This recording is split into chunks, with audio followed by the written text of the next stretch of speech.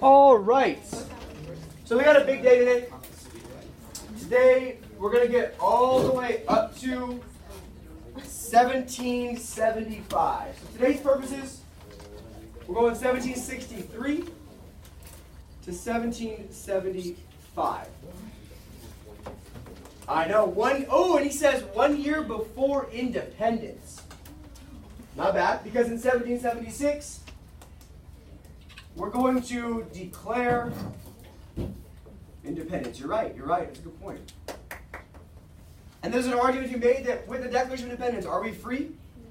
No, you should have to fight a whole war and then earn your freedom, so to speak. But, so we're talking 1776 begins the Revolutionary War. Sure, that's your textbook will tell you. I will disagree. I know, I'm wild. You know who will disagree with me in 1815 is John Adams. And he will say instead that this, going forward, this is not the revolution. This is just the war. The revolution takes place for today's content here. What does the word revolution mean? Change, significant change, large change. So I think there's two ways to look at this process, and I think it's kind of fun for you guys and your little teenage brains to think about wow, it's a deep way to think about things. Because you can look at the war as either an outcome of the change or the precursor to the change. But let me ask you a better question, right? Tuesday in class we read about the colonial perspective after the French and Indian War. How did they feel about themselves? Proud to be what? Proud to be British. They're yeah, we're so excited to be British, part of the King's Majesty's kingdom for all time. In that mindset, is there ever a Revolutionary War? Is there ever a war? No. So therefore, the revolution, the significant change, has to happen in those next 12 years. It's a cool way to think about things. So as we meander our way through early American history, I find personally period 3 to be fantastic. Josue disagrees. Not quite sure why. You don't like period 3? No. No? Period 4. Period 4 is dope? Yeah, he likes period 4. He's wrong. No, he's right. Every period is good. But I think a lot of you guys struggled in period 2 with the lack of concrete details, the lack of things to know really well. Right? The nice part about period 3 is that all kind of changes. There's a lot of concrete stuff to learn and know and study. A couple points before we start. Get yourself into AP Classroom, please, online. I gave you directions on how to do it. If you need me to give you more directions on how to do it, do it. Only about half this class is in. But in AP Classroom, I'm telling you guys, there's practice questions for you. There's practice prompts for you. I'm not going to use it in class much, because I know how to teach. I don't need to rely on these things. But those of you who want to seek ways to get feedback and practice, that's there for you to get better. It's an option that last year's kids did not have. So use it to your advantage, or don't. It's not my problem. Reasonable? Reasonable. Also, today is Thursday, and period 3 is a much longer test and a much more in-depth test. So I'll spend today after school going over Tuesday's lecture and today's lecture in more depth, as well as provide you guys with some practical multiple choice questions for us to look at as a class to try to refine those skills as well. So if you're planning on coming today after school, we'll be in Stobart's room from now to the end of time. I'll get your notebooks out, we'll get after it, I'll provide you guys with a little resource, and we'll be good to go. Any questions about that before we begin? I'll have your SAQs back to you by Monday. They'll be graded by tomorrow. You guys spend the time converting that grade into the grade book and everything. But for the most part, a lot of you guys did quite well. A lot of 4s out of 6s and 5s out of 6s. A couple of 1s out of 6s, a couple of 2s out of 6s. But that's okay. That's okay. A couple of 0s out of 6s. What's up, sunshine? How we doing? So today we're talking about the new colonial policy. As today's lecture title, the new colonial policy. Question, what was the old colonial policy generally titled? Good. I heard one person answering this morning. I'm not going to live today on Thursday if we're not going to have a good time and actually engage in the process today. This is not about you staring at me. This is about us learning. So I heard one person. Talk to me then, Montan. What was the old colonial policy called?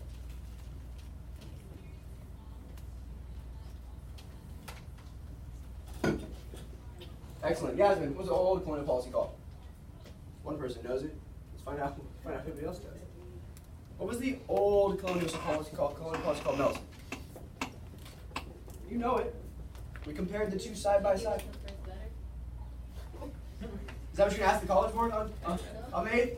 Hey, College Board, can I get the first letter? Nunez. Salutary neglect. Salutary neglect. Come on, guys. It's Thursday morning. I asked you to think hard today. I asked you to dive in with me today. Instead of just staring at me. Nunez showed up late, and he already had the answer. Oh, wow, Nunez. I love you for it. So, the new colonial policy, British acts, and colonists' escalating responses. Your prompt is here. This was the DDQ prompt from 3 years ago.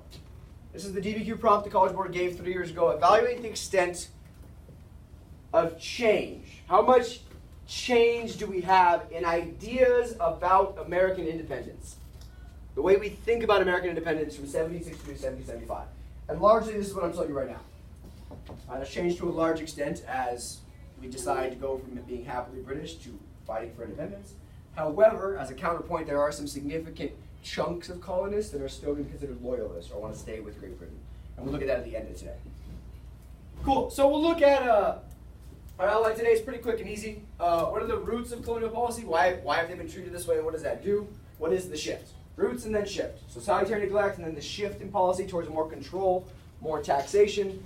And then we'll look at this 2 ways. New taxes, that's the British action. New responses, that's the colonist action. Ever been in like a little petty fight with your friend or boyfriend or girlfriend? A little petty fight.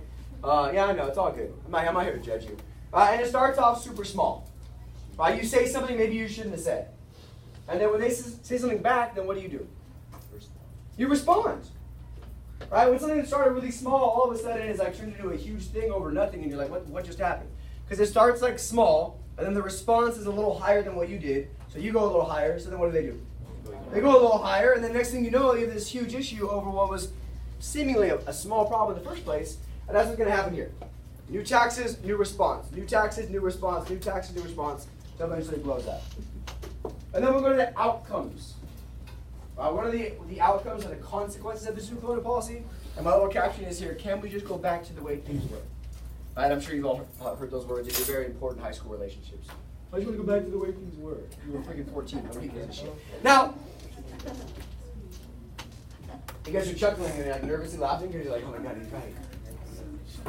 Facts. So, and the answer to this question, honest question for you guys. Can you ever truly go back to the way things were? No. Never, right? Because once time passes, once we have new ways of thinking, you can't go back. Can't go back. So, again, this is more of our introductory slide about kind of what the situation is. What are the effects of colonial policy? This is a review from period 2 and review from class on Tuesday. British absenteeism. Absenteeism. Oh, what does it mean? What does absenteeism mean? Yeah, to be not there. To be not there, right? Like some of our parents, for example, right? Absenteeist parents. But if you grow up with no parents, like how do you grow up? By yourself. Nobody around. How do you grow up? So for example, if you grew up without parents for 15 years, on your own, doing your own, maybe raised by an older sibling, and then when you turn 16, your parents show up and they're like, hey, I want to look at your report card. Let's look at your grades together. You're like, what the fuck are you? And why are you in this house? Right? Because like they have not played a role up to that level. Like, and that's going to be kind of how the colonies feel. When the British are like, our soldiers are there, pay our taxes, listen to our rules, and they're like, but, where have you been for the last 150 years? So British absenteeism is called by a couple of things. First is distance, right? The British are very far away. And the second, as you guys kind of outlined in class on Tuesday, what are the causes of salutary neglect? Turmoil. There's a lot of turmoil in Europe, which means England is looking at their own problems instead of worrying about what the colonists are doing. But what that means is the colonies develop virtually on their own. And I ask you, right, what are the effects of this policy? What are the effects of leaving the colonies alone? And the effects are a couple things. I want to talk about economic effects and political effects. Economically, we've already talked about this. Because they're left alone, they don't develop economies based on what England tells them to do. They develop economies based on where they are, based on their region. Right? New England does shipbuilding because there's a lot of wood. Right? Chesapeake grows tobacco because the soil is great. A lot of you guys hit that in your SAQ, so I'm glad. Some of you guys didn't, and I'm like, what the hell were you listening to in period 2? But because they're not told what to do economically, they develop their own economies that are based on where they are. And those of you who are squinting to see the slide, you don't need to see the slide. You need to listen to my beautiful voice. It's angelic. It'll talk you right to sleep. Freshman in high school, you're like, what's happening? Sophomore. But because they hear me out. Because they develop their own economies, their economies become very successful. That kind of makes sense. All right, if England says, all right, I want you to go to North Carolina and grow this specifically, you might be kind of successful, but because they tailor their economies based on what's around them, they develop very, very successful economies. Their economic growth is significant in the colonies. For example, there's an acronym for you, GNP. GNP. This is not an economics class, so I'm not going to ask you to know a bunch of economic stuff, but it stands for Gross National Product. Gross National Product. So all together, what are they producing? The value of all they're producing. And by 1775, they're producing 25 million pounds, which is the equivalent today of about $2.25 billion a year in raw materials. $2.25 billion a year the colonies are producing. That's a big chunk of change. What that tells me, though, is that yes, right now they're relying on Great Britain economically. But should they be relying on Great Britain economically forever? Probably not. Probably not. By 1775, they are 1/3. This is important. They are 1/3 of Great Britain, the entire empire's gross national product. Which means they're more valuable economically than even Great Britain is. The other 2/3 is largely like the sugar plantations in the Caribbean. So like these colonies that started off with a couple tobacco seeds and some weird Christians who were like, let's be a city on a hill, now play 1/3 of all of Britain's economy. They're very valuable economically. And by 1775, they are producing more per capita, which is per person. They're producing more per capita, per person, than any other place in the world. They are, according to numbers, the most valuable real estate in the world. But they're not independent. They're still part of Great Britain's economy. So they're super valuable. They're producing all this stuff. They're making somebody else super rich, but they're still stuck in the British mercantile system. That's their economic development, though. Politically, they're largely governed by self-government. How are they? This is important. How are they governing themselves? What's the mechanism by which they govern themselves? I hear it from like 3 people. How are they governing themselves? Brenda. Good. Assemblies. That a girl. And I heard the 3 of you that had the front. I heard you guys. So props to you. Yeah. Colonial assemblies. What's another word for assembly? I gave it to you on Tuesday. We need to use them interchangeably going forward. Because we're not going to use this word anymore. We're going to use the word that kind of gets replaced by. I heard it from here. What's a word that a group of people that come together to make laws? Congress works. Legislature. Legislature, or a Congress. That works. Good job, guys. You guys are all there. This is a good start to our morning. I'm happy. So economically, they develop largely independent because they're tailor their economy based on what's present and around. Politically, they're largely developed by self-government. Self-government. And their self-government is taking place in colonial assemblies. But socially, this is the last piece that's really important in this piece. Socially, they are still incredibly British. They're still incredibly proud to be British. They're still mostly white and British. They still speak English. They still like to dress British, sound British, engage in British literature and culture, and they are proudly British loyalists. So you can make an argument that politically and economically they've made a lot of changes, but socially they're still very proud to be part of the British Empire. Also worthwhile in the colonies, incredibly high life expectancy. People are living way longer than anywhere else in the British Empire, and high literacy rates. People are reading. And that will make a difference for today's conversation. And more importantly, for next Mondays, we talk about common sense. In my opinion, one of the best pieces of literature ever produced in America. So high life expectancy, and everybody can read. So take a minute to talk to your partner. What is the impact socially of having high literacy rates? High abilities of everyone to read. What's the social impact or social outcomes of having high literacy rates? 1 minute, go.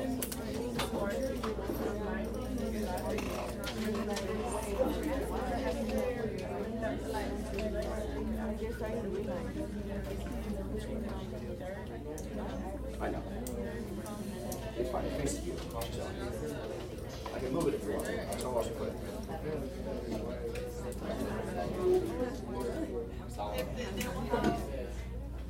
30 seconds. I want some good impact.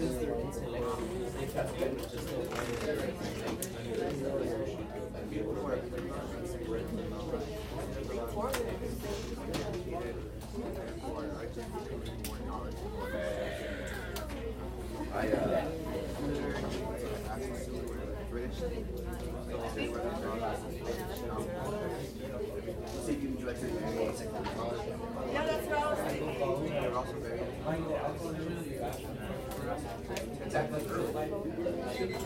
And then I get frustrated, but I'm like, wait, like even when I didn't grasp it.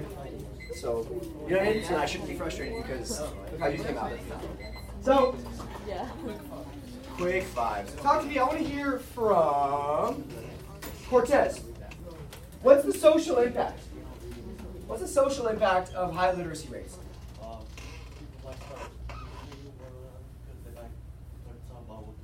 Cool, right? More communication. More communication. Good and then good. Go. Good job. People are going to be generally smarter. I feel like that means that people are going to be able to grow like politically too. Yeah.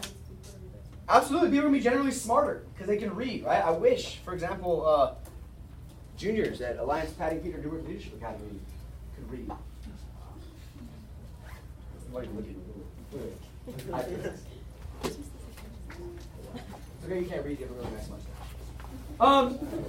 What else? Well, I think you had like a great appreciation for intellectualism and just overall kind of, it's like, I mean, kind of allowed them to become more conscious of like the things around them. Sure, absolutely. I want to talk more about exchange of ideas as well, though. Right? If everybody can read, is it easier or harder for ideas to spread? Yeah, significantly easier. Because people can actually engage and read in them, right?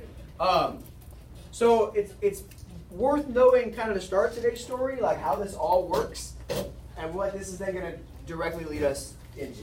All right, so I have two maps on the board. In them, bless you. Who sneezed?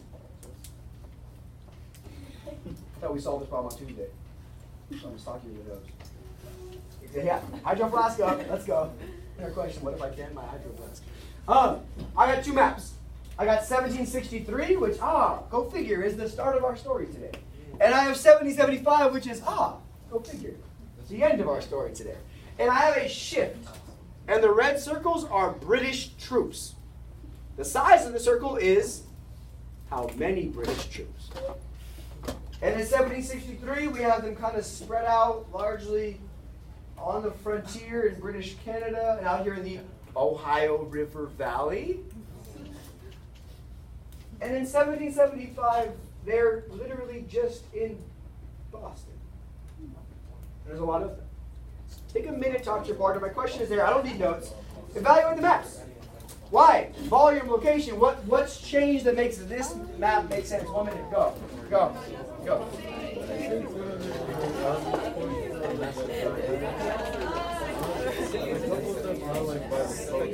Maps tell a good story.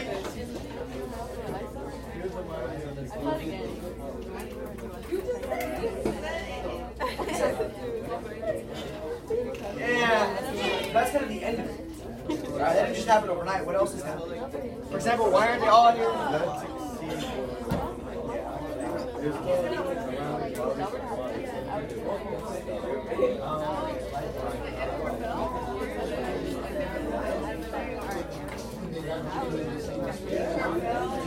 Teaching's hard work, right? And the sun's right here.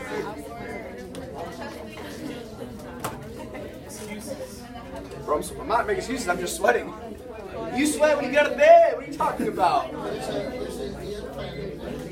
Alright. So, let me ask, we're going to have to connect some dots. You guys are being really good at this class, at learning on Tuesday. and then relearning on Thursday without connecting Tuesday and Thursday. Let's go. It's okay. It's my job to fix that, and I promise I'll fix it. April has a good way of like building bridges across like the contents in a way that's quite helpful. I want first to ask you, and I'm going to ask you, Lopez. Why are there so many troops in the Ohio River Valley in 1763 and then not in 1775? I know why they're not. Why aren't they there in 1775? 1775 in Boston, there's a lot of protesters and a lot of things happening. Okay, protests and things happening. So they need to be there. Like, well, one example is the Boston Massacre. That's Sure, a really big thing that happens in Boston. So they all need to be. I'd argue it's actually not a big thing at all that happens in Boston, but we'll make that argument later today. But you're okay. I see, but you're not wrong. You're not wrong for thinking that. Carry on. And so like they need to be centralized in Boston to kind of be there and stop what's happening with the protesters. All right, I see you.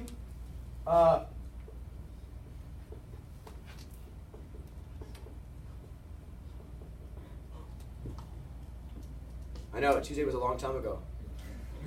Pontiac's Rebellion takes place in the Ohio River Valley, and it's very successful in getting the British to kind of leave the natives alone in that.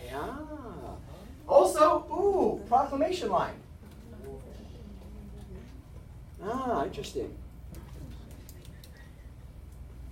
Is it safe to say that by 1775, in the British government's opinion, Boston is the key to the coming revolution? Yeah. Based on the British actions, is it safe to say that the British view Boston as central to the? Yeah, I think it's safe to say. All right, good. I like using maps. You guys will see a lot of maps. Maps can tell us. So you see a lot of is election maps. Bro, election maps tell a whole ass story. It's gonna be great. I'm so excited about having an actual government to talk about. Starting tomorrow. I guess not tomorrow. Monday. So let's talk about it. 1763, I argue, is one of those forever years. I asked you guys, there's like 25 of them by the end. There's like 35 by the end of the year. One of those forever years that are just big old turning points that we have to know. 63 is one of these early ones. It's a crucial year in colonial, political, economic, and social history. Of course, it's the end of the war. It's the end of the war, and I kind of talked about that in our Do Now thesis quiz. It's the end of the war, and the British are broke. The war debt the British have accrued means they're going to have to re-examine its colonial policies. You guys read George Grenville on Tuesday, and he said, we got to tax them, we got to tax them, we got to tax them, and they should be what to be taxed? Grateful. We saved them, they should be happy to pay these taxes. So that's the first factor that causes the increase in British attempts at taxation. New political restrictions are going to exist as well that are going to cause the British to try to exert more control as they're worried about the colonists expanding too much, growing too much, spreading out too much. They're going to be concerned about the colonists being unmanageable, uncontrollable. Like that teacher, right, that goes the whole first semester and never manages their classroom. And then they get all mad the second semester when the kids aren't acting right. It's like, well, you should have probably started this in August. You guys have all been in those classrooms. I'm not going to mention any names. Newman should never anymore. And this resentment by the colonies to this policy eventually is going to lead us to the American Revolution. But keep in mind that, like, the taxes are, in my opinion, and I've done a lot of study on this, in my opinion, the taxes are twofold. Yes, they're for money, but they're also for control. Yes, they're for money because the British government's broke, but they're also a way to try to control the colonies. And it's important we don't look at this whole war as just about taxes, because it's not. It's just as much about self-government and control. It would be very myopic, it would be very, very simplistic. It'd be very juvenile or elementary of us, and I would never do that to you guys. Right? This class is about being able to dive deeper. I can tell you, yeah, it's about taxes and move on, but then we don't learn anything. So if we don't say it's just about taxes, then we're going very, very superficial. And what I want to see in your SAQs and your writing going forward, especially after period 2, is an ability to go a little deeper, to tell me a little more, to be willing to dive a little more in and be a little more analytical. All right, so this is all of it. These are our acts. Don't worry, I'm going to go into them, what they are, why they respond the way they respond, etc. But we're going to go from the Sugar Act of 1764, which is, of course, 1 year after the Proclamation Act, the first tax, all the way to Quarter Act, Stamp Act, Declaratory Act, Townshend Act, Tea Act, Intolerable Acts, big one for today. The Quebec Act, and the Prohibitory Act, until we get all the way to declaring independence. So we're looking at, like, this is a whole bunch of steps that happen like bang, bang, bang, successively. As the British attempt, yes, to find a tax that makes the colonists okay, but also work to find a means of control. Cool? The ones I put, if you're looking at this PowerPoint later, because you want to take a look at it, because you're a scholar, so none of you, I don't know why I'm saying this, but the ones in bold are what I consider the big ones. That's why they're in bold. I'm smarter than I look, huh? Thank God you are too. Now, we'll start with the Sugar Act. We'll start with the Sugar. The name, you guys read his perspective. You read his perspective in class on Tuesday. George Grenville. What was he arguing for? Yes, pro taxes, but what kind of control, right? This is important. Yeah, it's good. Who said that? Good job. I'm glad you sneeze a lot, but you're back on my good side. Parliamentary sovereignty. It's not a big word. It just means Parliament has the power. Parliamentary sovereignty. Sovereignty is a big word this year. I promise. Popular sovereignty. Kansas, Nebraska Act. I know, it's wild, huh?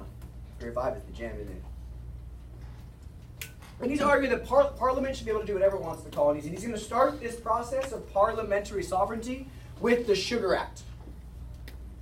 And then he's going to follow that up with the Sugar Act with the Currency Act, the Quarter Act, and the Stamp Act. But all these are designed to address England's debt after the war and this belief that the Americans in the colonies should contribute more, should pay their fair share to the process. Now the Sugar Act is I want to stress this to you guys right now because it's going to come up in a text in a second. The Sugar Act is a turning point because it's going to redefine the relationship. Because for the first time, the British government is passing taxes to raise money, to raise revenue. It's called a revenue tax.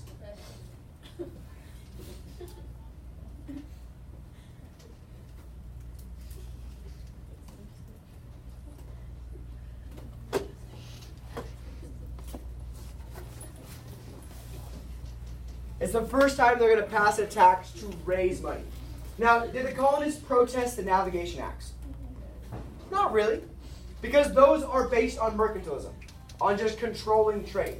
And the colonists recognize, yeah, we're part of the British Empire, so the British Empire governing our trade is logical. That makes sense. We're part of them. However, this is a new thing they're doing. This new thing is they're passing direct taxes on us in an attempt to raise revenue. That's a big shift. So they're increasingly angered because it's for the first time a revenue tax, not just a control of their trade tax. Later, we'll talk about the stamp. Don't worry, don't answer this in your question because there's a whole chat on the Stamp Act. But we wait until all the way to the Stamp Act, all 4 taxes later, to actually have like real organized protest. It takes the colonists a little while to really see what's happening and get organized and upset about it. So let's talk Sugar Act. The Sugar Act, there's 2 pieces that I'd want you to know for this. The first you already identified, and it's the first revenue bill, first revenue tax. And it's supposed to raise revenue for the war debt. Now, it's also there, it's not just to make money, but also to increasingly regulate colonial trade. I want you to look at these taxes with both of your eyes. Looking at, yes, it's for money, but it's also for control. It's for money and control. Because as you saw on your test for period 2 from Earl of Sandwich, he's saying that the New England colonies, for example, are already becoming quite successful economically, operating kind of outside mercantilism. So we should try to have more control on them. Now it's a tax on sugar, it's a tax on all spices, it's a tax on lumber. So in this way it's going to hit the southern colonies and the northern colonies. And the colonists are pissed off about that. But the thing they're most pissed off about is this piece right here, these Vice Admiralty Courts. Vice Admiralty Courts.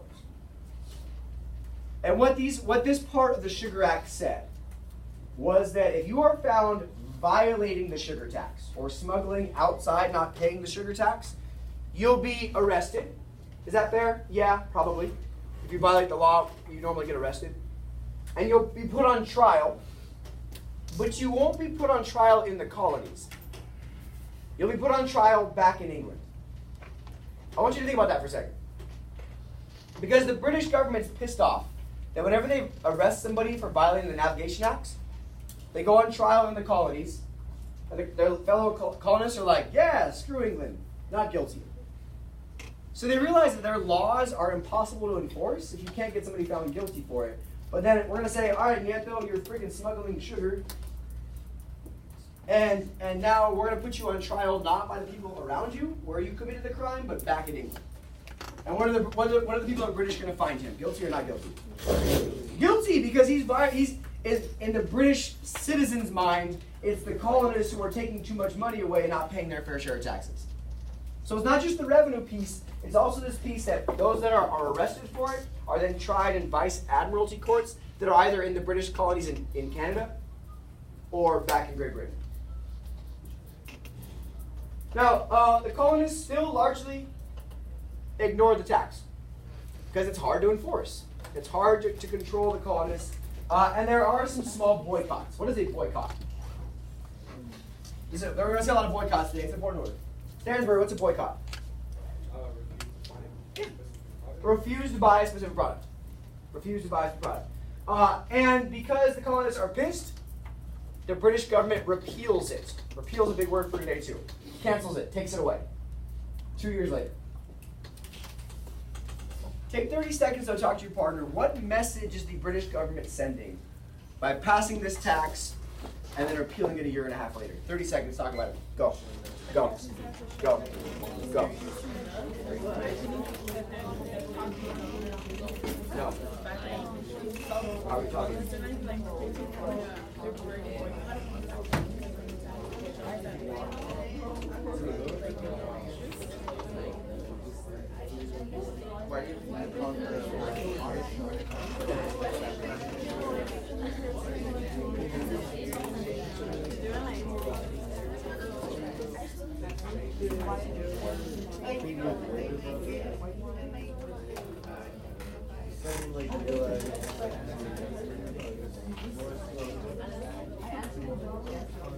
All right.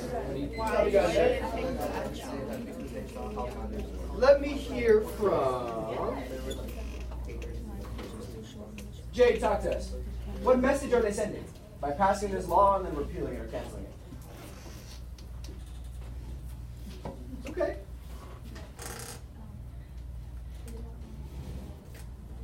Yeah, they don't want to cause a lot of conflict. Yeah, that the conflict is they're not really trying to stir up a lot of trouble. Good. Cyril, what else? They might see that a lot of people did apply the product, so there's no point in having it. Okay, absolutely. So what message does that send out? Go. I was thinking that they did this just to show them how much power they have and what they're capable of doing. Sure. But by canceling it, how much power are you actually exuding? I feel like it shows that they're not serious enough, so that's gonna send a message to the colonists that they just are pushing back a little bit, that they're not gonna. The colonists. Was this even a crazy response? Not really. Nobody got killed or burned, right? Nobody wrote angry letters. They were just mad, and the British government was like, "Yeah, never mind." Like, think about your parents. Think about your teachers. Right, what if you're like, Mr. Winchell? Can I use my phone in class? And I was like, no. And then 10 minutes later, you're using your phone in class? And I was like, hey, don't do that. And then I came back in 10 minutes later, and I was like, man, screw it. What would happen in the class? Yeah, you guys would all be like, man, that guy's soft. False. Not soft. Never soft.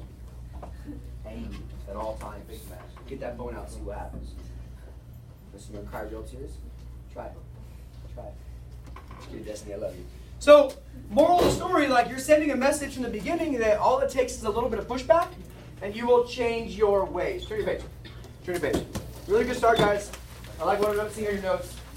I'm ready to read a badass text in a second from Ben Franklin. I love this text. I was excited about it reading it this morning. Now, second piece. Daniel I don't say this very often. Daniel asked a lot of questions. Daniel asked a really good question on Tuesday. A really good question on Tuesday. And he asked, well, if they have this new policy, how are they going to even enforce it? And I was like, damn, that's a damn good question. Here's your answer. So 1 year later, Parliament passes the Quartering Act. To quarter means to house or to hold.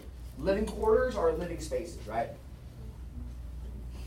So it makes sense we call this. Now, the Quartering Act is not going to be about revenue at all. Here's my point that it's not about taxes. The Quartering Act does not bring in any revenue for the British government, but it does require the colonial assemblies to provide food and housing or quarters for British troops.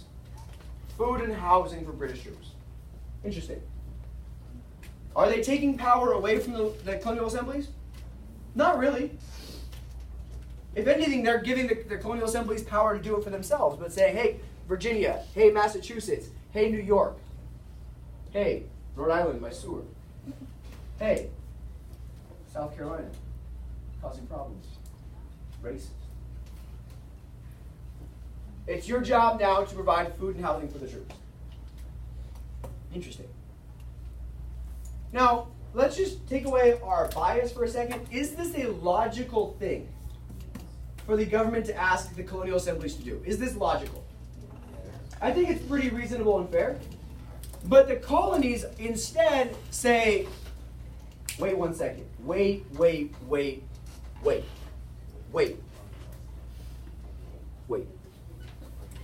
You don't have to wait, you're good. Wait. Why are there troops here?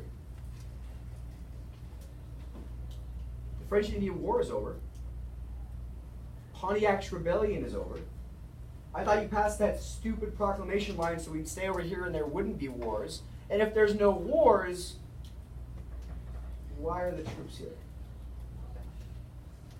Question. In war, what is there always? Sure. In war, there is always an enemy. Right? That's kind of the way war works.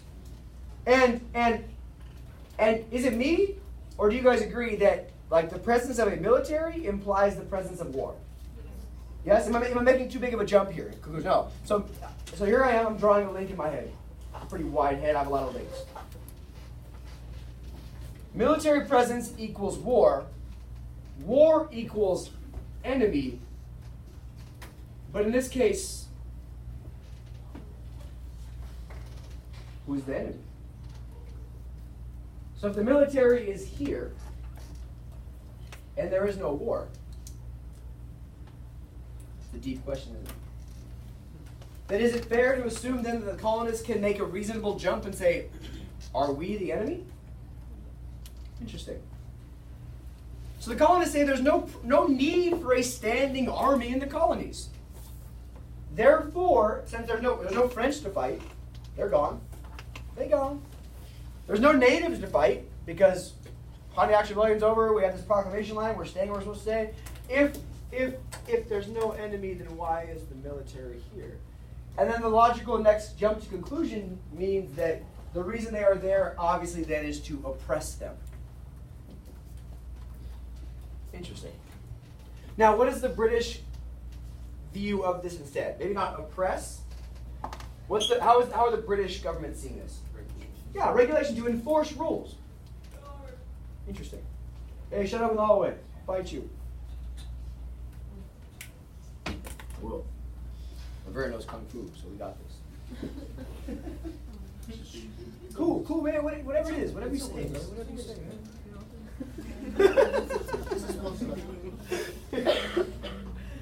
Oh, you're What? I don't miss 25 girls. I believe it. So that's where we are right now. There's a new act for revenue. And there's a new act for control. Wax on, wax on. Now, 1 year later, after the colonists have gotten rid of the Sugar Act, comes really, in my opinion, a turning point act, and it's the Stamp Act. It's the Stamp Act. Now, the Stamp Act creates a royal stamp. That's why it's called the Stamp Act. These things are pretty logical. It creates a royal stamp. And it says that in order for any legal document, any valid legal document needs this stamp, or it's not legit. What sorts of legal documents do you guys encounter in life today, do you guys think? Legal documents, what do you guys think? Birth certificate, sure, that's something. What else? Social security card, driver's licenses, marriage licenses, contracts with businesses. Interesting. So just in 2019, there's a lot of different ways you engage in a legal document.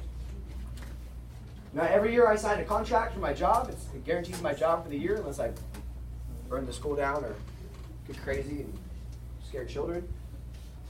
Sorry, Destiny, I didn't mean to scare you earlier. I saw that tear, you cried. But there's a lot of legal documents that exist in the world. What kinds of people need to sign contracts? Every type of person. What type of people get married? Yeah, rich, middle class, poor. What type of people have kids? Everybody, rich, middle class, poor. So it's this royal stamp that had to validate legal documents that really infuriates the colonies, because the Sugar Act really only hit the merchant class, those that are selling and trading goods. It's the Stamp Act that then matriculates itself down into every social class. Colonial protest, because of the Stamp Act, changes from a gentry movement, or just the rich upper class, the business class, the merchant class, the rich, because the Sugar Act didn't really impact the lower classes of the colonies at all. And it's going to really put the protest from the top down to increase involved by everybody, evolves to a mass protest by common citizens. Because by taxing marriage licenses, by taxing property deeds, when you buy property, isn't the whole point of the colonies to be able to buy cheap land? By taxing property deeds, by taxing playing cards. I know, this duty or tax affects common folks as well. Keep in mind, for today's purposes, for all purposes, the word duty is the same as tax. Now you know. So, I asked you in your questions, and it's a good question, how does it demonstrate a shift in the response by colonists? And what we see, because it's not just the rich upper class anymore, but it's everybody, is we see much more protest, much more organized protest. And here they are, Massachusetts, where Boston is. Massachusetts is kind of the center of all this chaos for today. Massachusetts calls for a Stamp Act Congress. The Stamp Act Congress, which is an intercolonial meeting, an intercolonial group to come together and petition the king and parliament to repeal it, to get rid of it. So now the response, what I want to see in your response here is that the response is more organized, and the response is more intercolonial, and the response hits all social classes.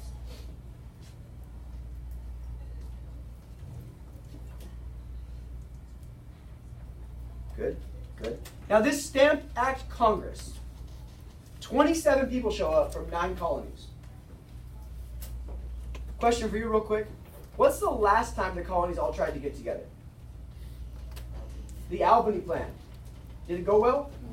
No, but it's an important stepping stone. So I'd make an argument that this is like a logical next step. More people show up, more colonies are represented, it's more successful. The Albany Plan doesn't work too well, but it's a start. 27 colonies from 27 delegates or representatives from 9 different colonies come together. They meet in New York, Central, the middle colony. They meet in New York, 1765, and what they do is they draw up a Declaration of Rights. And they say, hey, in this Declaration of Rights, we are British citizens. We are proud to be British citizens. However, you are taxing us without our consent, and that's unconstitutional. Now, the Stamp Act Congress matters a lot because it brings together people from different colonies, from rival colonies, from northern colonies, from southern colonies, from middle colonies. It brings together a bunch of different perspectives into one room, and they come out of it with a very unified voice. It is a tiny, small step towards colonial unity, but it's a very valuable, important step towards colonial unity.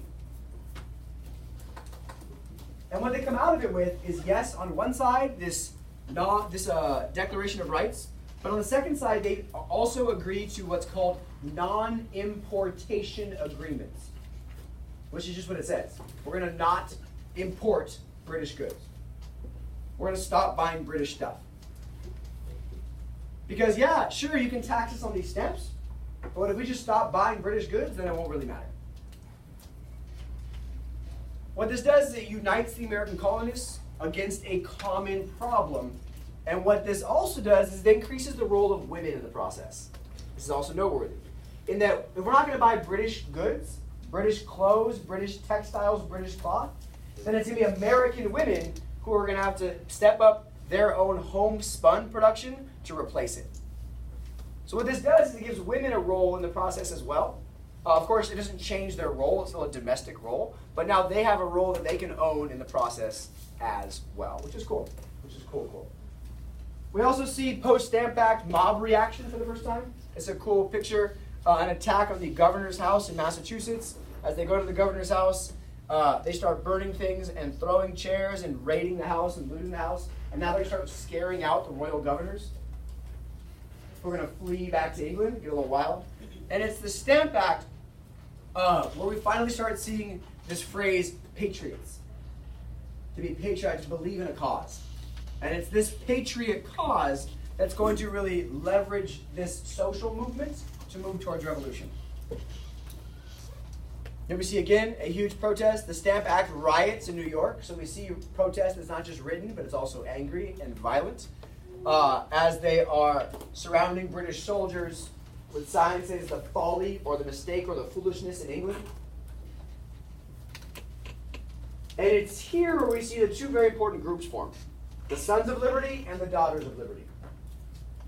The Sons of Liberty are this headlining group of young males, largely in Boston but elsewhere, who are formed to kind of organize their protest. Because if everybody's angry but there's no organization, nothing ever gets done. We're just angry together.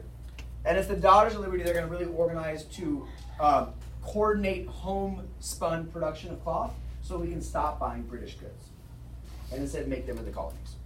So it's really important to know that this is a revolution that's going to cross gender lines, which is going to make a big difference. Now, the colonial boycotts are effective. And just like the Sugar Act, the British government repeals the Stamp Act. Now, I have, in my opinion, probably one of the 2 or 3 best texts you've read so far. It's short and easy to read. Let me tell you why. It's Ben Franklin. We've heard of him before. Twice. Albany Plan, Enlightenment thinker. It's Ben Franklin, and he is testifying. So he's in court. He's back in England, testifying against the Stamp Act. Testifying against the Stamp Act. And the Q's are the questions from those in the House of Commons who are asking him questions about why the colonists are so mad. And the A's are his answers. Now, there are a couple lines in here that I read this morning, and I was like, my God, phenomenal lines. I put asterisks by them, and I'll see if you guys do the same thing. So I want you to tell me, what opposition does he give to the Stamp Act, and how does he justify his opposition? And then just take notes after that on the right, and like what his response is and why he's upset. So I'm going to give you 5 minutes to read this, a minute to discuss it, and then we're going to highlight what I think are the most impactful lines of this entire testimony. 5 minutes.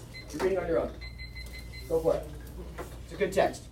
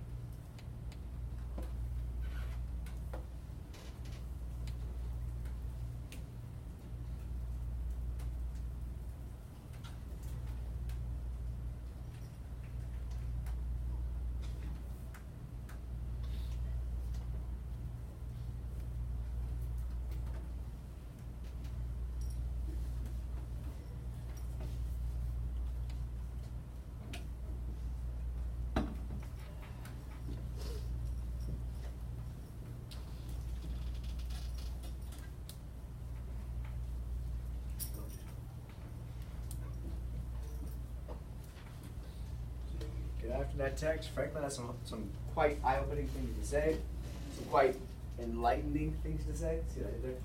No? No. Fine.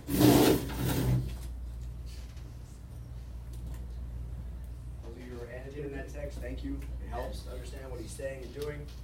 Those of you who aren't, go to hell.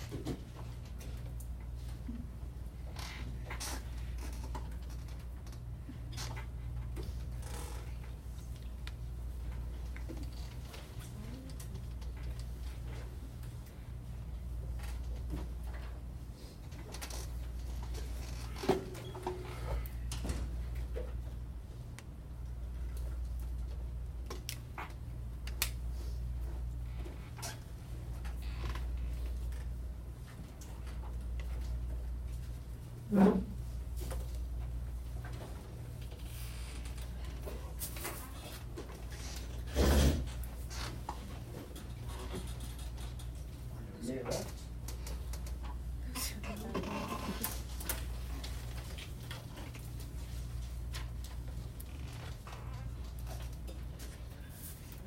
There's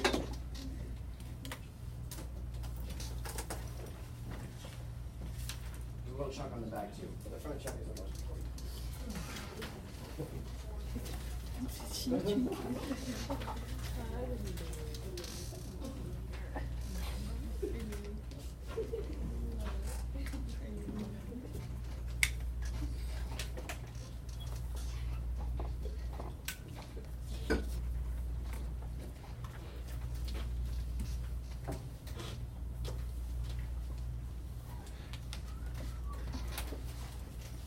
Or so seconds, or wrap up whatever last chunk it is you're reading.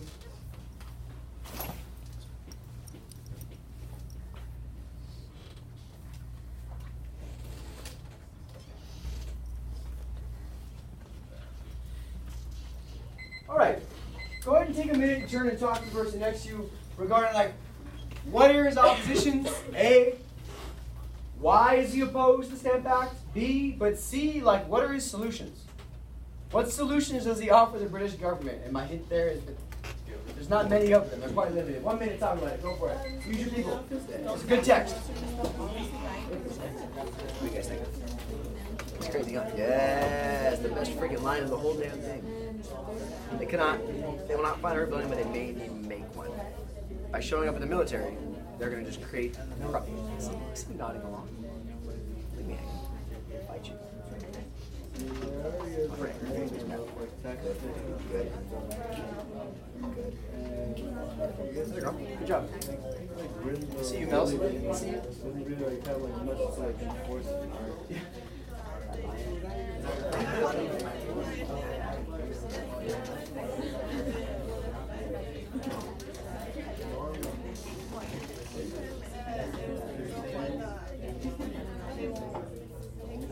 Stop behind that shit.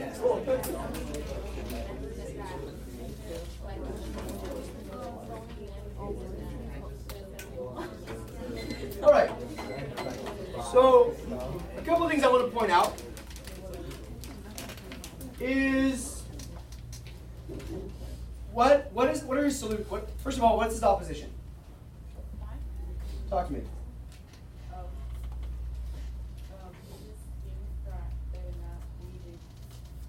Who's they? I know, I'm sorry, your mouth. I got you. Go. The right to lay internal taxes whenever stated in Parliament. Yeah. You can't tax us internally. You can't tax our stuff here. And that's what's stated in Parliament. Yeah, that's unconstitutional. Good. What else?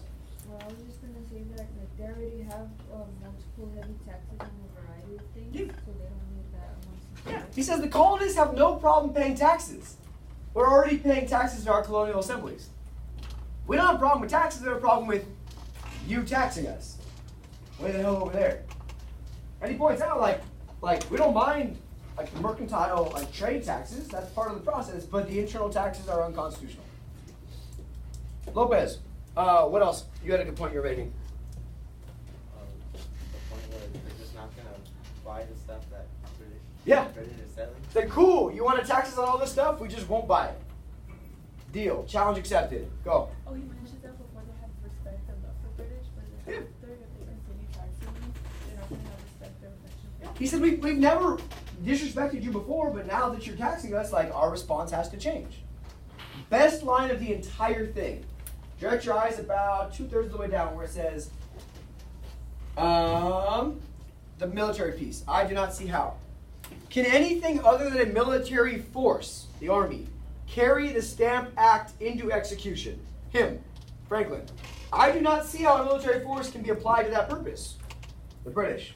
Why not? We use our military for everything. And then the response, suppose a military force sent into America. They will find nobody in arms. What are they then to do? Nobody's fighting. Nobody's using guns. What's the military going to do then? They cannot force a man to take stamps who chooses to do without them. And then the best line of the entire thing. They will not find a rebellion, but they may indeed make one. By sending the military, you're not going to find a rebellion, but by being there, you're going to create a rebellion by pissing off the people. It's a good ass line. This whole thing, this testimony is phenomenal. I know. I got excited about it. And then on the backside, I love it. If the Stamp Act should be repealed, listen up. If the Stamp Act should be repealed, would it include the assemblies of America to acknowledge, to just say, sure, the right of Parliament to tax them? And would they erase their resolutions against the Stamp Act? No, never. So the British government's saying, like, what if, okay, cool, what if we just took off the Stamp Act, but you admit we have the right to tax you? And he's like, nah, F you. Ben Franklin's a G. Is there a power on earth that can force them to erase them?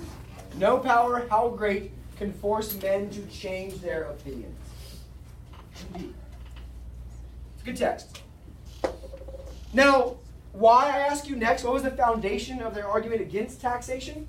What was how did they justify their argument? They argue that it's taxation without representation. That you can't tax us without giving us a voice in the process.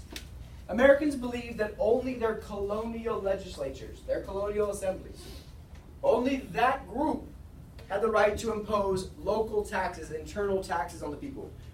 Why that group? Because in those colonial legislatures is where they had representation. That's where they had people representing their interests. Granville dismisses this complaint. And he says they don't need direct representation. They have what he calls, and he's an idiot, they have virtual representation.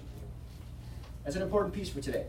Virtual representation. And what that means is that, yeah, maybe you don't send somebody to Parliament, but Parliament still represents your best interests. I know, what is right?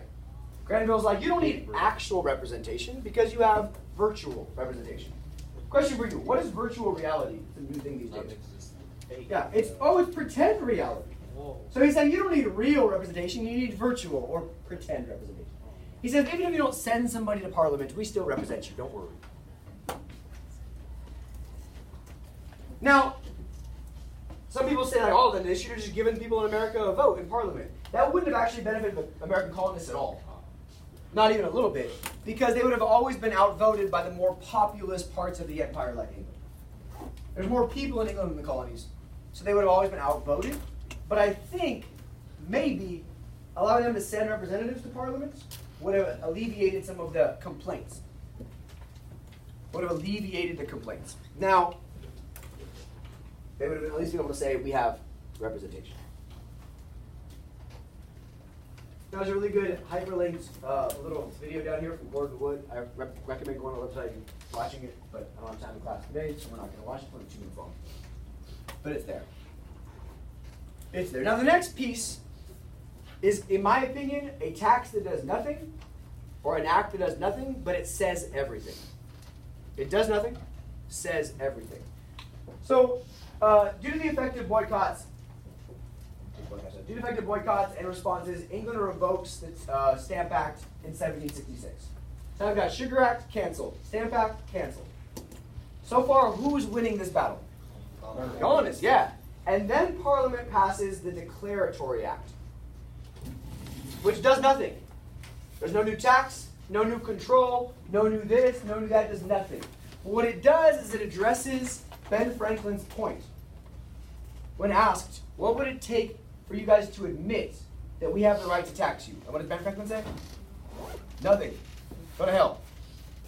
What the Declaratory Act does is says just that. It says that, yeah, you're right, you won this round.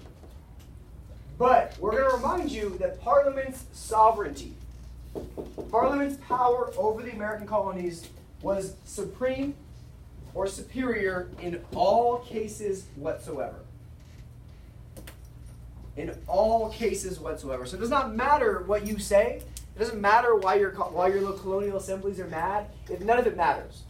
All that matters is at the end of the day, you're right, you won these first 2 little rounds. We have power to tax you whenever, however, why ever, and by whoever we want.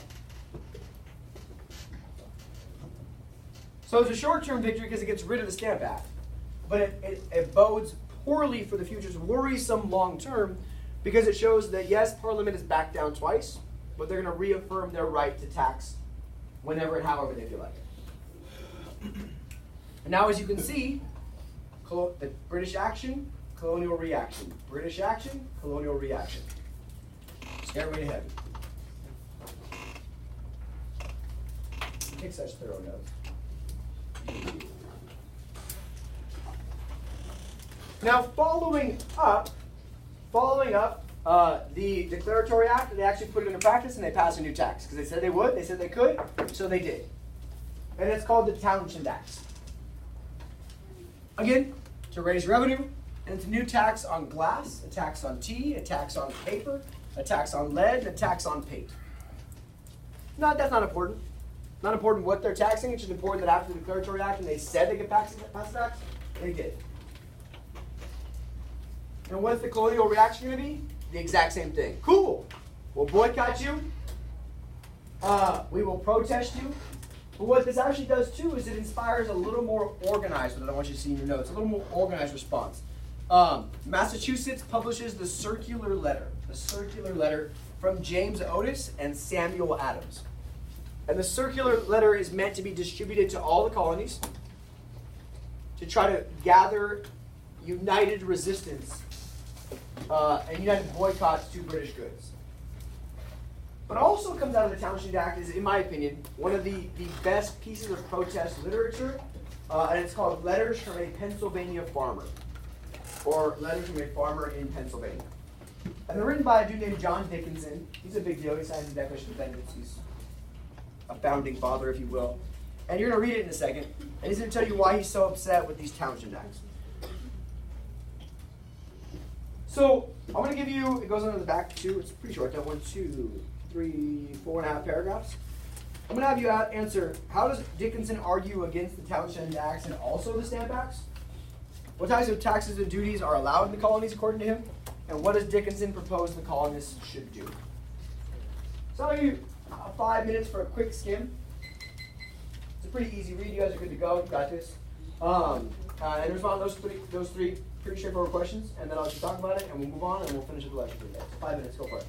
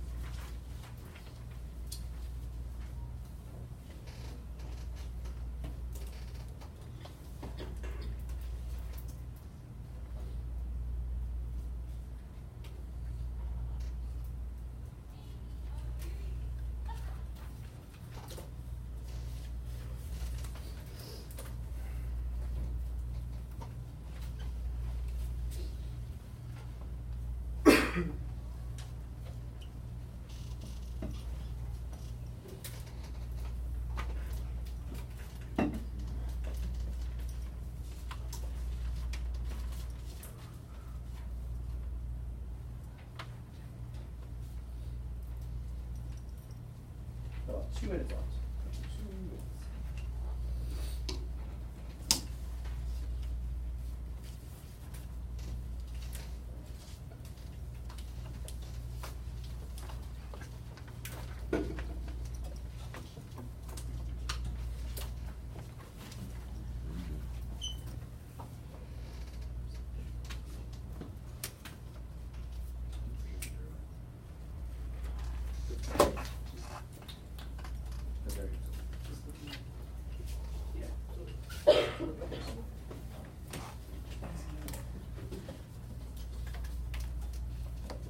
Or so seconds left.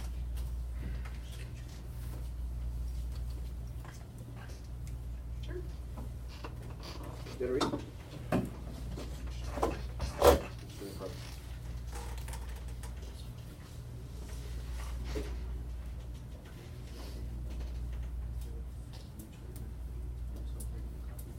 We mean they don't simply.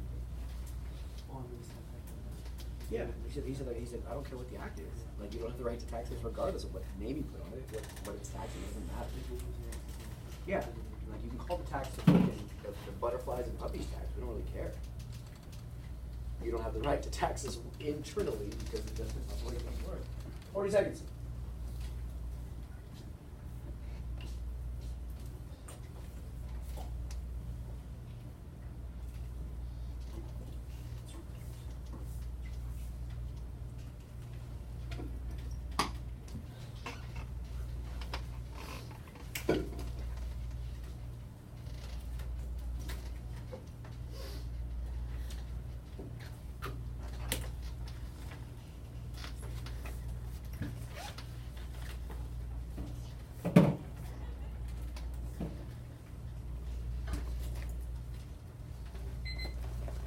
Alright, so take a minute and talk to your partner. What are his problems and why? Alright, just a quick chat and then I'm going to move on quickly. Make sure we get that in time.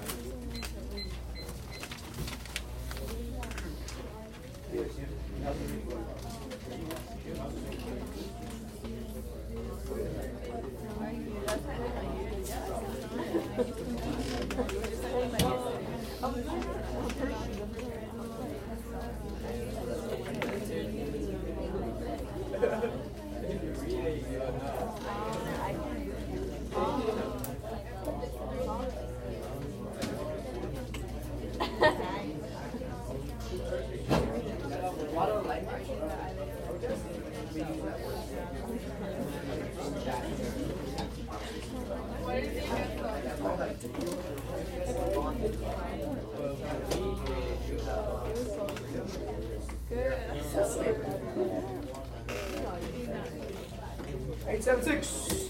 All right, guys. Nicely done. Good chat. I want to point out a couple things. First, does he care what the name of the tax is or what the tax is? No, right? I was talking to Daniel over here, like, he's like, oh, cool, Sugar Act, Stamp Act, Townshend Act. You can call it the freaking Butterflies and Puppies Act. We don't care. You can call it the best act ever. You can call it the Colonies Rule Act. But if you're going to tax us internally, like, we don't care. You can't do that. And at the end, he compares them to slaves, which I think is obviously a bad comparison.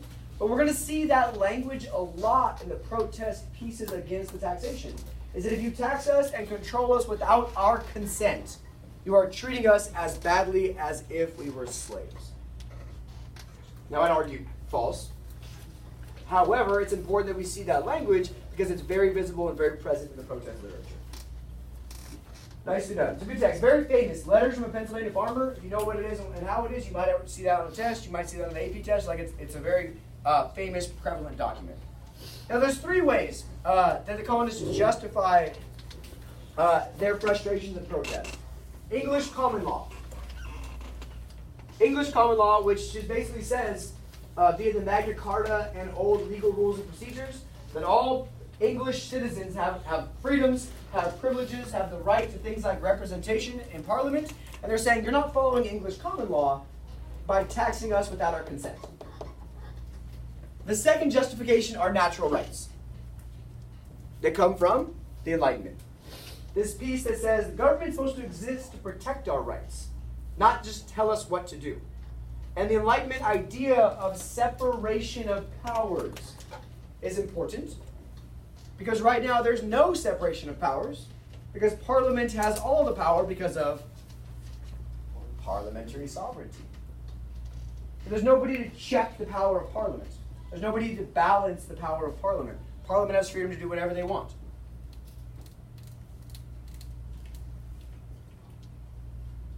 And the third thing that justifies their resistance is the Glorious Revolution that had taken place in England in the previous century.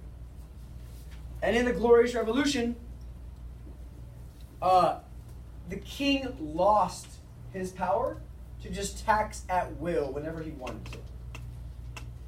And now the colonies are saying it's not the king that's taxing at will, but it's Parliament who's taxing at will. Taxing just whenever they feel like it. And that violates the principles of the Glorious Revolution.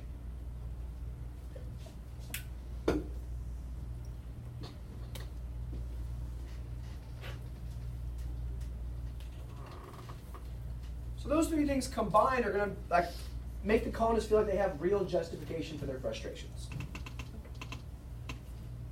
Now, tensions are diffused. Things calm down. Lord North, he replaces Grenville. Grenville's gone. North replaces him, and he repeals the Townshend Acts in 1770. So most Americans, calm down. Things are very calm for 2-3 years. Things go back to the way they kind of were. Everything's cool. Everything's mellow. Everything's neutral. But the Sons of Liberty are still very upset because a tax on tea still exists. He repeals everything except the tax on tea. And the Sons of Liberty are building a very important network called the Committees of Correspondence. The Committees of Correspondence are just communicating from Massachusetts to New York to Virginia to Delaware to Pennsylvania and just corresponding or writing back and forth to keep things organized and united. To build up a community, this is very important communication network. Because it allows the colonists to communicate when things get a little rough again. They have instant ways to communicate back and forth with each other. Yes? So kind of building the foundations of like new infrastructure that allows. Yeah, it's like a network information infrastructure.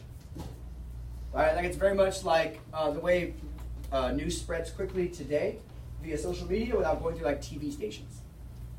Now, you don't need to go through like the government newspapers. You can communicate via letter writing very quickly. So what happens is the communication stays strong even when things are calm, which means that when things get rough again, the communication is still instantaneous. Now, we're going to look down at the Boston Massacre here with a picture that I'm going to show you in a second. Now, they kept the tax on tea just symbolically to try to remind the colonists that we have sovereignty, which is funny. And then things are going to heat back up with the Boston Massacre. So I have a picture for you. It looks like this. It's on your notes. I'm going to ask you to hip it like we did in class on Tuesday with your last visual, with the join or die. Now, the Boston Massacre takes place in 1770 in Boston. 1770 in Boston. And this engraving of the Boston Massacre is done by, anybody know? A man named Paul Revere. Paul Revere, he's obviously famous for the British are coming as he rides through on his horse, right? He's a famous American hero. But I would argue his way bigger contribution to the war is actually this engraving. He's a local newspaper man. And the Boston Massacre starts when a bunch of angry colonists start throwing rocks and sticks and insults at the British soldiers in Boston and surrounding them and cornering them. And eventually somebody on the British side fires and everybody else fires. And then some people die, including, there's a dog here. I don't understand why that dog is there. Dog doesn't die, I don't know. But who knows, right? Priorities. Now the Boston Massacre, like, if you're going to surround soldiers and throw rocks at them, like, whose fault is that? Yeah, don't do that. That's just my personal life, like windshield advice here for a second. Like, if there's a soldier or a police officer around you with a gun, like, don't hit him with a rock. I mean, do you? Do you? But it's just my personal advice, the way I like to look at my world around me. Somebody has a gun or is a law enforcement agent, maybe don't hit them with a stick. But this engraving comes out of it. I want you to look at this engraving. Take two with your partner. The context is easy. Boston Massacre. growing colonial protest. But what's the audience? What's the purpose? What's the point of view? What is Paul Revere doing with this? Take 2 minutes to be partner to discuss those 3 things and fill it in. I'll turn the lights off so you can see a little better. 2 minutes, go. Go. Go. You can see a little better that way. Christmas addicts. Christmas addicts. The black oh, so yeah,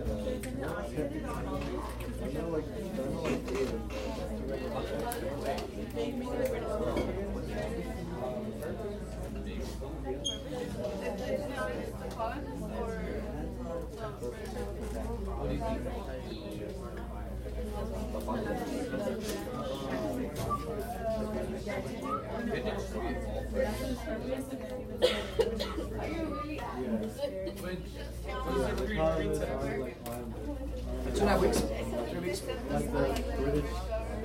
So it's 1800, right? Do I remember? Yeah. Jefferson's election. Who's the audience of this? But most importantly, what's the purpose and point of view of this? Or like in the beginning, the soldiers were there.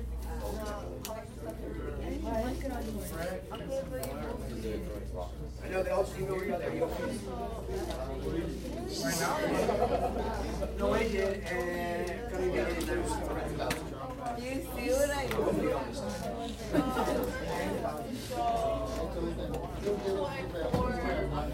It's not gonna go. All right, 20 seconds, and now we're done. Cool. So, I know, sorry. I'll make sure we finish on time. So, Kevin Scott, when you look at this, what do you notice? Okay, you're right. That's pretty. Is that an accurate representation of the Boston Massacre? Did people get shot? Yes. Talk to me. What else do you notice? Thank you, Kevin, for your very analytical response. I was telling my partner that you can see that the colonists are the ones that, like, they look like the victims. Oh, they do! Look at them! They're just there, minding their own business. What? They're unarmed. Yeah, they're unarmed. Oh my God! And these guys are all organized.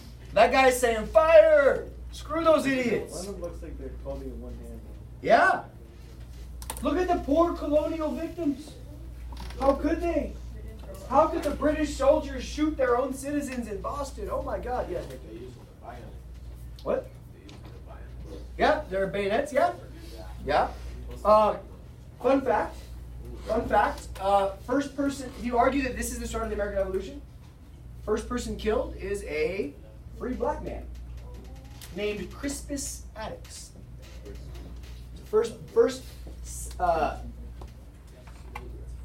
What? No, he's free. A free black man. Yeah. So, because they were in Boston, there's very limited slavery in Massachusetts. But what this does, if this gets published in every newspaper in America, what does this do for public support? Yeah. People all of a sudden are like, whoa, I was kind of neutral, but like, what's happening in Boston? Because this is their only depiction of it is this. Now, John Adams, who's a patriot, actually goes to trial as a lawyer to defend these guys. To say, like, yeah, they're not guilty of murder because they were provoked. Because he says, yeah, I think it's stupid to have British soldiers here, but I still value law. And it's kind of important that we see John Adams there as like a nice middle-ish ground individual, and that he's, even though he hates what happened, he's defending their existences. There's his cousin Samuel Adams. Now, Samuel Adams is going to play a big role at this point going forward. So go to your page. Now, Samuel Adams, up to this point, life has sucked at everything. Failed lawyer, failed businessman, failed tea merchant. Apparently, in 2019, he's good at making beer. Sam Adams. Yeah. Oh, yeah. You know about that? Oh. Cool. I'm glad you think so, Lopez. I think it's terrible beer, but that's not an opinion that matters in this class. So, Sam Adams of Boston is a failure at everything but politics. He's a good politician. He's a good changer of public opinion. And post-Boston Massacre, he's going to be the person organizing the Massachusetts Committees of Correspondence. Boston forms theirs in 1772, and local communities are going to, about 80 of them are going to spring up other committees of correspondence. So each community has a letter writing committee that's talking about what's happening in our community, what's happening in that community. And it's going to be this network that's going to really push to change public opinion with things like this. Spread that to all the communities. Spread the letter from a Pennsylvania farmer. Spread all of these pieces of literature. And what's that important piece I told you about the colonies earlier? They're very what? There is on our first slide of the day. The colonies are very literate. And because everybody can read, these committees make a way bigger impact because we can go person to person and communicate in a way that's really going to push for revolution. I love when you guys make noises like that. Shut up. And there it's going to spread these ideas of resistance, which is why I pushed that at the beginning of class. The ideas of resistance will spread via these committees of correspondence through interchanging letters that are really going to use Boston as their hub. Boston as their hub. So I think that like the committees of correspondence say a lot about the colonies. It says it shows you they can read, it shows you they can communicate, it shows you that they can organize themselves in a way that we don't really see elsewhere in society. Sir. Oh, good.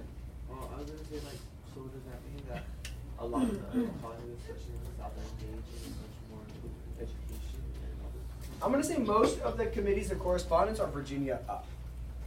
Because some colonies are so spread out and so less community driven that it's hard to create committees. Good question, though. It's a good, I would argue a good comparison to this is like the response a couple years ago. Do you remember the riots in Ferguson? Over the police shooting? Yeah, maybe kind of, sort of. But like what would have 10 years prior been like an isolated, angry community turned into a nationwide protest via social media. Because people were already kind of fired up about police violence, specifically towards unarmed young black people, black men. And then it was like this spark that allowed the networks at the time, Twitter and Facebook, to organize resistance in a way that was way bigger than it would have been isolated. So these committees of correspondence allow for communication, allow for networks to be built. Now all of this is really going to come to a head or come to a pretty grand conclusion with the T Act. Now I want to explain the T Act in pretty good depth because I think it matters because it shows you why the colonists are pissed and it's not taxes. Now the British East India Company has a monopoly on British tea. This is important. What does monopoly mean? Yeah, they have zero competition. If you're buying it, who are you buying it from? Them. You're buying it from them. Now, most members of Parliament actually own the British East India Company. Huge conflict of interest. The people that are running the government are also running this company, and they're giving that tea company a monopoly. Do you guys see the conflict there? Please keep this conflict in mind as we get to period 6 in the Gilded Age. That's going to be a thing that happens a lot.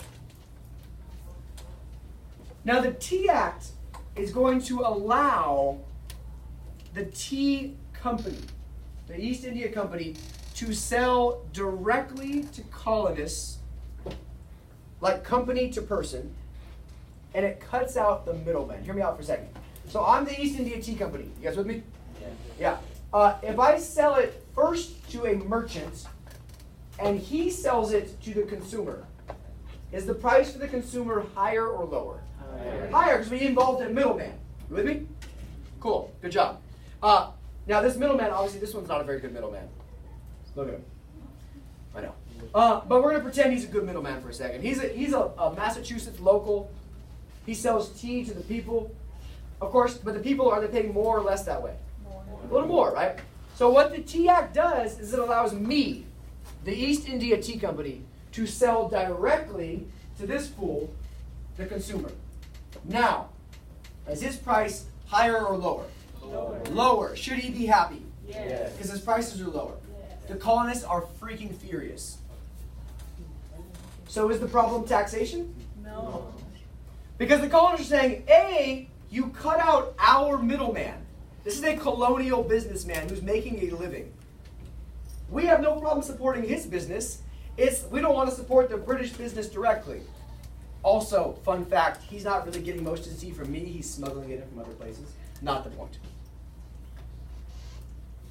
So it lowers the price for tea. Oliver North, the guy in charge now because Grenville's gone, he expects the colonists to be really happy. They're going to get the cheaper tea. How can they be pissed? Because the British are still looking at it by saying they're mad about taxes. And the colonists are saying, remember from the letter from a Pennsylvania farmer, we don't care what you call the tax or what you tax.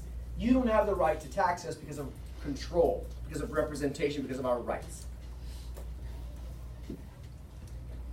So this demonstrates that the colonists are upset about being told what to do without any voice in the matter, and the taxes are just a symptom of the disease. The disease is control. So I want to use a healthcare analogy for you guys. A healthcare analogy. You with me? If I have a headache, you with me? I don't. I feel pretty great today. If I have a headache, what do? What could I do? I might take some Advil. Yeah, sure. What else could I do? Sleep. Maybe I'm exhausted. Sure. What else could I do? Drink water. Maybe I'm dehydrated. Or maybe I need a granola bar. Maybe my blood sugar's a little low and I'm a little tired. I'm a little hungry. You with me? Yeah. But all four of those problems, I could be hungry. I could be thirsty. I could be tired. Or I could just have a headache because I have a cold and my head's bothering me. And you guys just gave me 4 solutions. Food, water, sleep, that's your solution, or Advil. So what the British are doing is they're looking at this disease, and the symptom of the disease is the headache, is the taxes. And they're only trying to solve that problem. You with me? When in reality, the disease is control. So let's go back to this one. My head hurts. I could take Advil, I could go to sleep, I could drink water, I could eat some food. Did that solve my headache? Maybe. Not if I have brain cancer. Because I just put a little Band-Aid on the fact that I'm dying currently of brain cancer. Do you see my comparison I'm trying to make now? So the British are like, here's a granola bar. Take a little nap. Maybe have some water. Here's 2 Advil. When in reality, the colonist problem is way bigger than just the one symptom of the headache.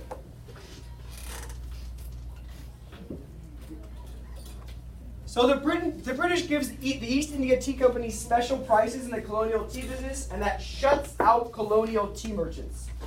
This guy, the angels of the world. Thinking the colonists are going to be happy because they have lower tea, the colonists are freaking furious.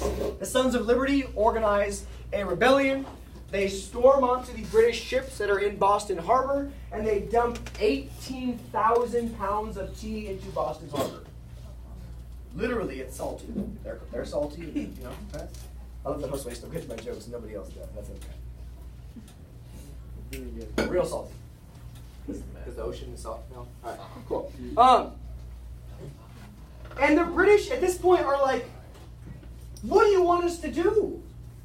We fixed this tax, this act. We every time you complained, we fixed it." And the colonists are saying, "But you haven't actually fixed the problem." Because they're looking at it from 2 very different perspectives. And I hope that helps you guys get your mind around how we end up in a place in which we go from, in 1763, super happy British people who were like, yeah, England, to this point where we're like, screw you, go to hell, we're going to kill you for independence. It's a quick change. Here's a visual depiction of the Boston Tea Party. They dress up as Native Americans. It's not really even good disguise. It's pretty offensive, actually. But I think it's meant to demonstrate this idea of like savages and like we're animals and we don't really care what you do.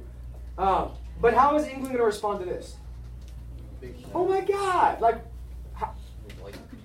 because every time the colonists react, the British control. Colonists act, British control. Colonists act, British control. Their response are what's called the coercive acts. I'll put it up here. The coercive acts. What does it mean to coerce somebody? To convince persuasively. Angel, do your goddamn homework. See, that's coercive. Felix, read. Cool. See, he's coerced. They're called to convince, the coercive acts. And when you start reading, shave that mustache. Now, the colonists call them not the coercive acts, they call them the intolerable acts. We cannot tolerate this. Intolerable. And what the acts do, I want to tell you why it's a big deal.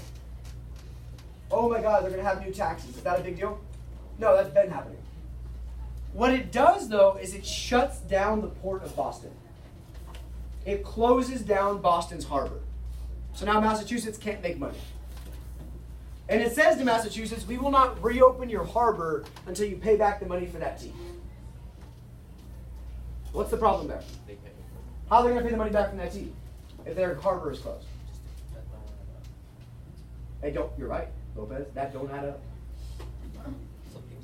Something smells fishy and it's not the harbor. That smells like tea, exactly. Salty tea. Angel, I love you. So the Boston Port Act shuts down Boston Harbor. Is this a new aggressive approach? Yeah. Yeah, this is new. The Quartering Act puts a way bigger number of British soldiers in Boston. In Boston. The British soldiers are taking over people's homes and living like within Boston in huge numbers. Third is the Administration of Justice piece, in which all the perpetrators of the Boston Tea Party are going to be tried in courts in England, not in the colonies, which then they feel like is violating their rights as citizens to have a trial by their peers. This will play a role later. We talk about the Bill of Rights. But the fourth piece, I'm going to argue, is the most offensive. The fourth piece is the most offensive. The Massachusetts Government Act gets rid of Massachusetts Colonial Assembly. It dissolves the ability of Massachusetts to govern themselves.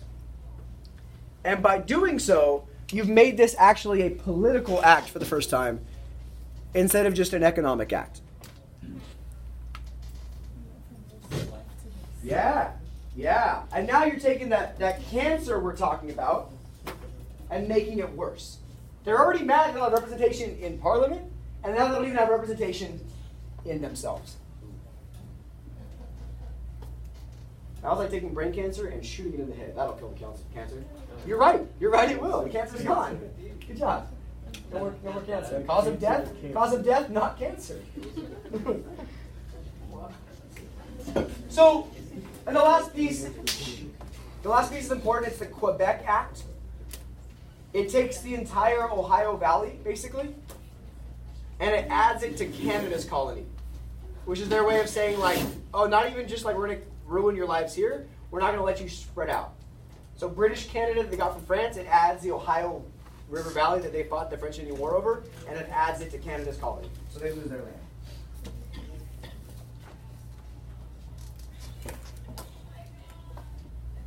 And their response, this picture is hilarious, is to tar and feather the tax collectors.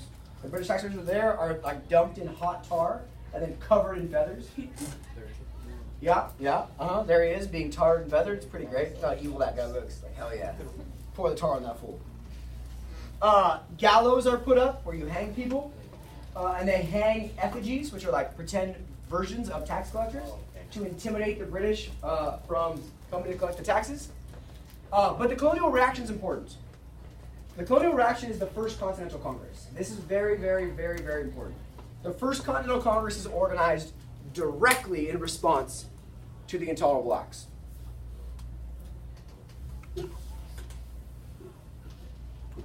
The First Continental Congress.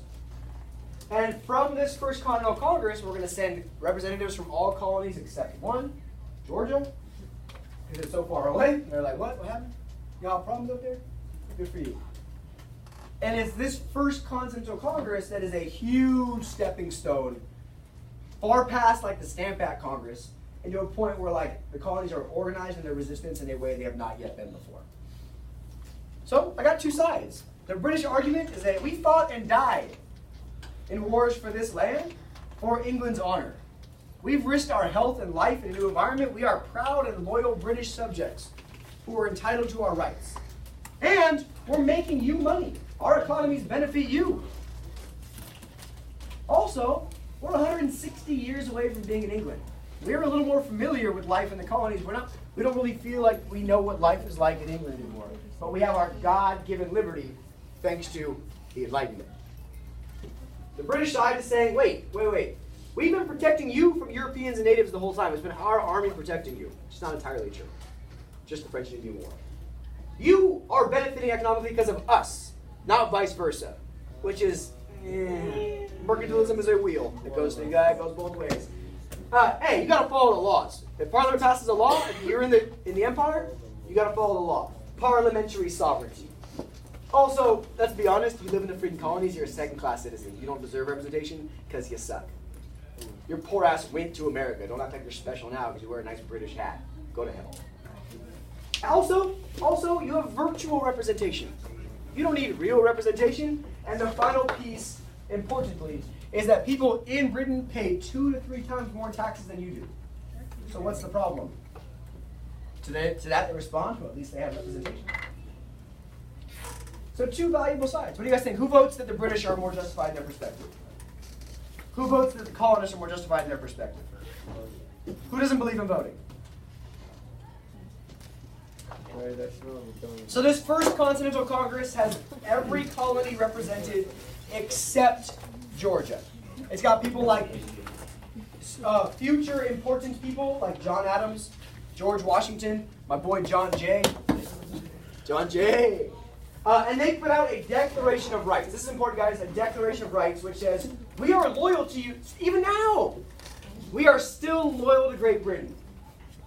But you still don't have the right to tax us. Even then, still loyal. They also, however, create Articles of Association for the first time, which are going to associate all the colonies under one roof. Whose idea was that? Was that not Ben Franklin's idea with the Albany Plan? Who suggested the Albany Plan before Ben Franklin? The British government. And now here it is, backfiring. And they're going to strengthen their boycott. They're going to strengthen the non-importation agreement.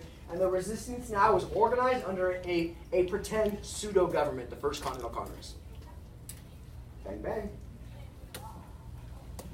Here we go. A phenomenal Patrick Henry's an important name, and he says, we have to help Boston. We are all Bostonians.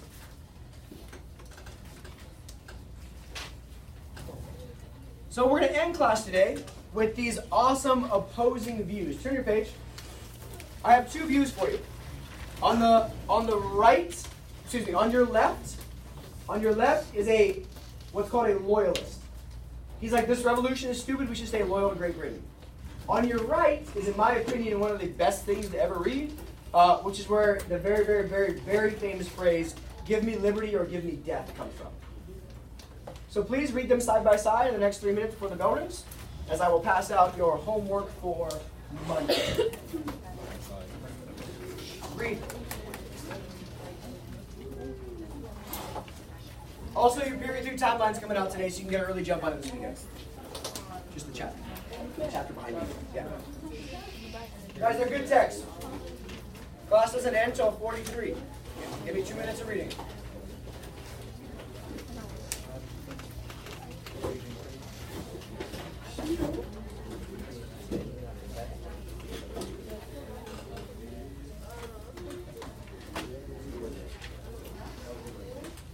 I like this period.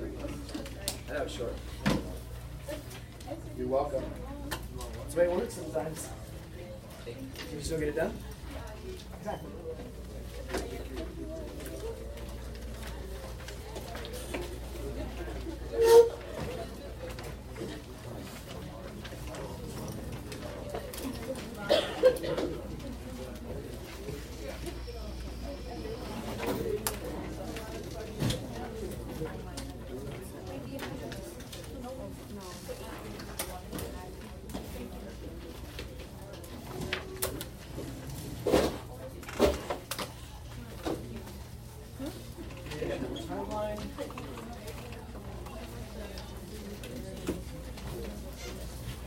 Yeah, and then hopefully I'll see you guys after school.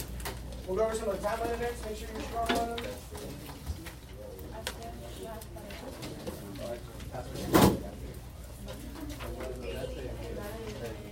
Guys, good job today.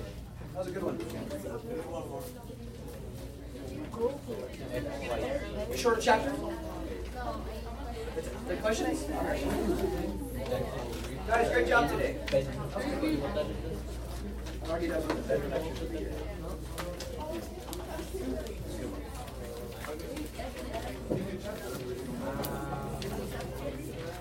And I urge you guys, hey, real quick, keep that note card in your binder. So I want you to look back on it at the end of the year. Oh, so we can see how bad it was, and then we want to burn it? Yep. Any questions? All right, give me your chapter before you go. Or, yeah. Give me your chapter before you go. Questions? Uh-huh. I know, we're already done with, yeah, we're already, 10. We're already 10 events in on your timeline after 2 days. Ow! That hurts? Oh, you're soft.